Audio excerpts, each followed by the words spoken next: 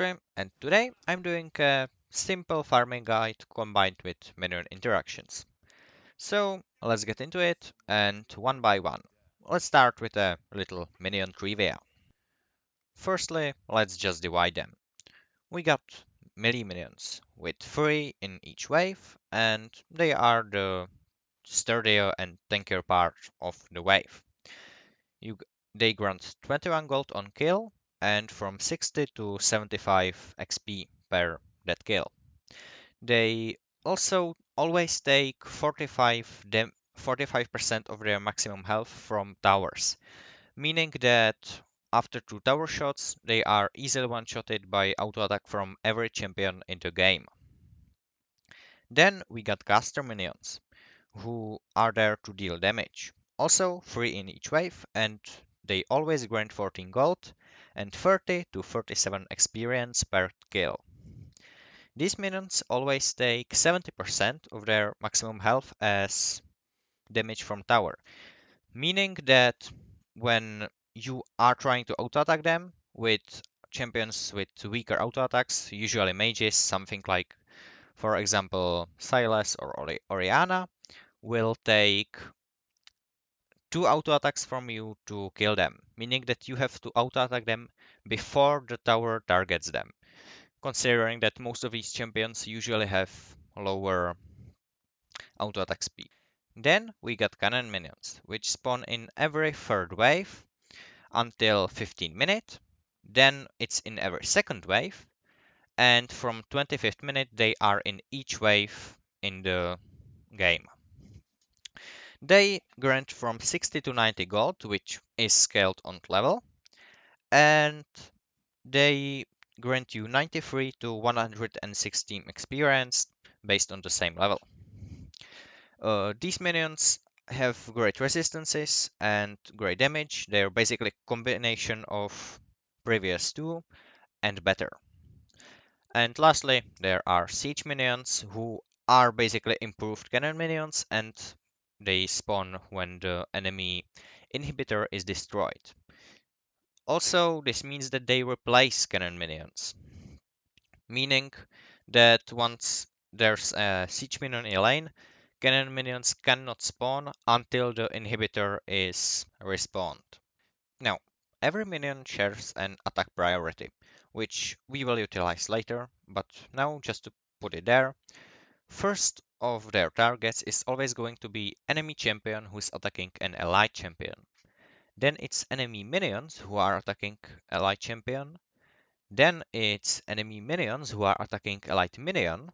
Then it's enemy turret who is attacking an allied minion.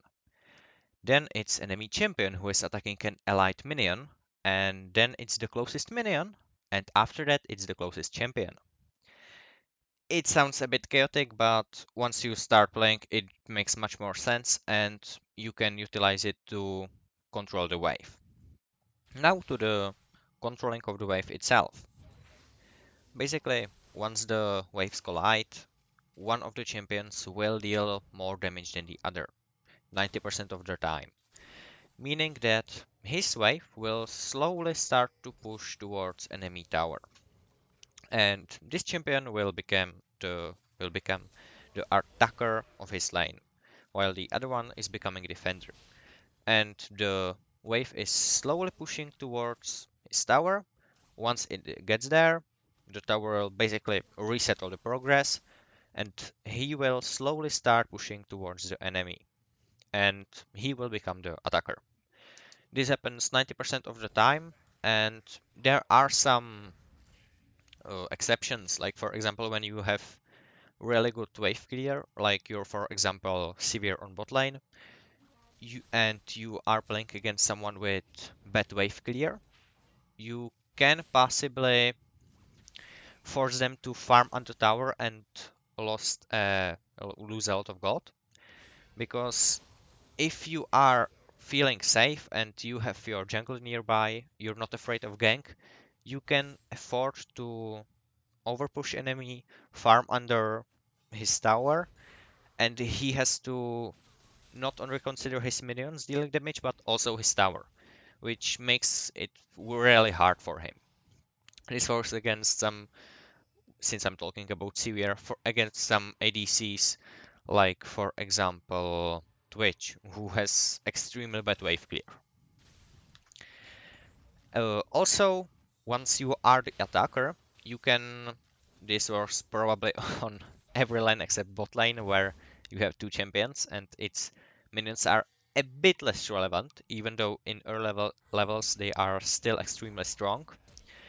You can usually engage on the enemy champion, since you have more minions and they will deal more damage to him if he attacks you back.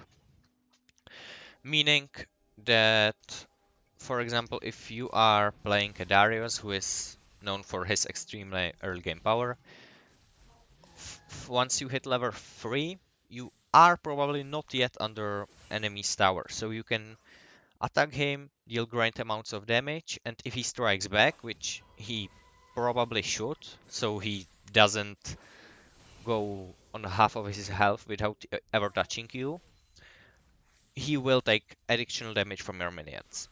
But this is where the fun begins. Now we're gonna dive deeper into the wave control itself. I'd like to start with the most difficult and intriguing part, which is hard pushing. Basically, you have to do this. On a serious note, you will usually utilize it if you see that you can't freeze the wave when you're recalling, so you want to push your wave into enemy tower, so enemy wave will be slow pushing towards you and you can farm safely and will probably be covered from ganks from other team.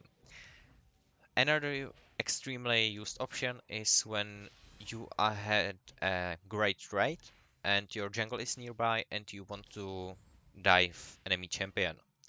So you just quickly dispose of all of his minions since he has to fall back or he would die and can't stop you. And once your minions drop under his tower, you will attack him together with your jungler. And since once he attacks you back, your minions will aggro him, he will take that additional damage, and you should come out on top. It's extremely simple as you saw and has a lot of potential when used right. But don't do this every time you see a minion, otherwise you're gonna lose almost every time you play a game. Next we're gonna be talking about freezing, which has possibly the hardest execution. For freezing, you need your enemy to have more minions than you do. The number of minions scales the further from mid of the lane you are. So, for example, obviously, when you want to keep your minions exactly in the middle, you need none. Then, for each part of the map between turrets, it is increased. So, for example, if you want to keep your minions exactly at the edge of your turret without the turret shooting them, you probably will need forecaster minions. How to get forecaster minions? You need your enemy to make a mistake. That may not be easy to do, but I believe that if you are able to freeze in a low elo, you should easily win, and that's what I'm gonna be talking about. You remember that Minion Aggro I was talking about before? You can utilize that by, for example, forcing your enemy to damage you. So if you got some easy long range poke, you can basically deal damage to your enemy, and if he tries to go back, your minions will target him. Now, keep in mind that in this scenario, your enemy minions will target you, so it may work out bad. But if you get that one quick poke, and people usually want to deal damage back, so he will do some shenanigans, so he will deal it.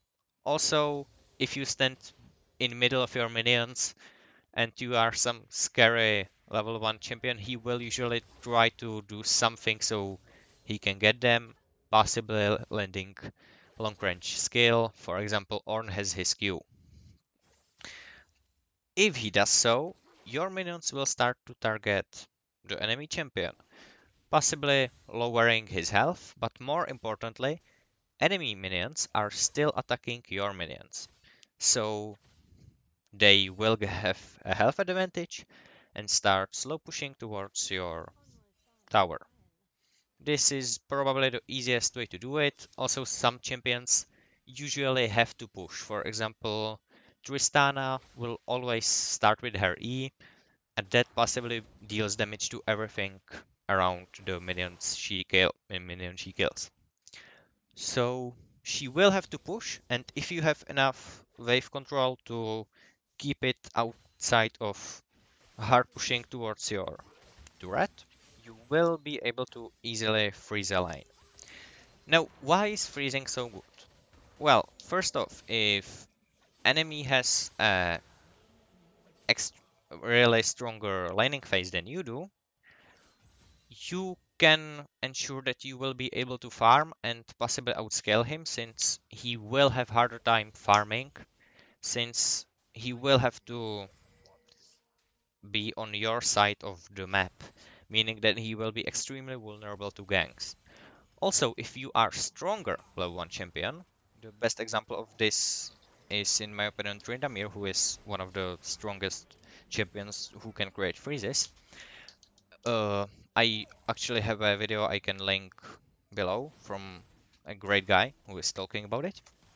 You will put your enemy behind, and since you are the stronger one, if he tries to break the freeze or come anywhere near you, you will be able to kill him, since, as I already stated, you are the stronger one. And that is the power of freezing. It can create such a big advantage that you can get to your power spikes without enemy laner being anywhere near of his. So you can make the match 4v5 or 1v5, depending on what playstyle you prefer. And this can also lead to many surrenders if the enemy team is desperate. Just beware that he will probably try to roam, and you should let your team know. Another important thing is, if he starts to fall behind in level, so he can't gain experience from your minions dying, your minions will become stronger than his minions. So for freeze, you will need more of his minions. Best number is, for example, from 4 you go to 5, even 6, but that's one hell of a lead. Minimum level, by the way, is calculated from overall champion level and number of towers destroyed.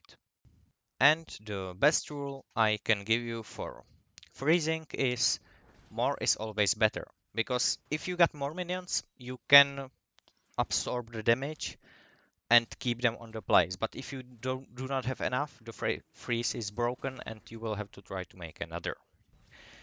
And now to the last part, which is probably the most useful one in the late game, and that is slow pushing. For this, you're doing the opposite of the freeze. You basically want more minions on your side. So, for example, if you happen to kill a laner, you will start slowly one-hitting every minion that is low enough for that to do so, and time to time you will probably hit one more auto attack on them. With this, all the minions that are coming from your side will stack.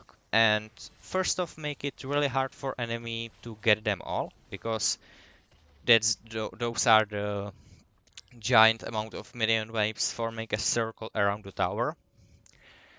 And also, if you are in a late game, like I was saying, you can create this extremely big slow push, for example, from middle of a lane to the second tower, and then go for an objective. And once you are going for that objective, the enemies will probably have to send one champion who has some AoE damage to deal with that wave, otherwise they will lose a tower, and that creates an advantage for you. Also, how to slow push? Basically, you have two. It's funny, but you have two slow pushes. You have fast slow push and slow push. Uh, you usually will want to kill two caster minions for the slowest one possible. So enemy still has some way of dealing damage to your minions, but they don't have enough power to do enough. On the other hand, if you kill the melee minions, you will usually just fast push, for example, 1, 2 waves into enemies, and then you can go. It's fine, but the slower it goes, more minions it has, and the stronger it possibly is. Best thing is if you happen to build extremely slow push. So you have like 3 possible waves of caster minions plus more of some other. You go for the Baron buff, and if they send someone to deal with them, they may not make it in time. Now I'm talking about the 15th to 18th level of champions. Here, you can possibly send some beautiful assassin to delete that player, and then once you get the Baron buff, he can extremely easily push towards the inhibitor, and you are safe. This was extremely close scenario, but I believe that it created the idea of what a slow push can do. And that is probably going to be everything. So if you've learned something new, let me know. You can like the video if you did and actually are happy that you know it. And you can subscribe for more content. And here's one last tip. Even if you are a diddly doodly Nasus who is fat and has 500 stacks, never want to be on a turret, because without enemy minions, turrets take extremely decreased damage. That is going to be everything. Battery out.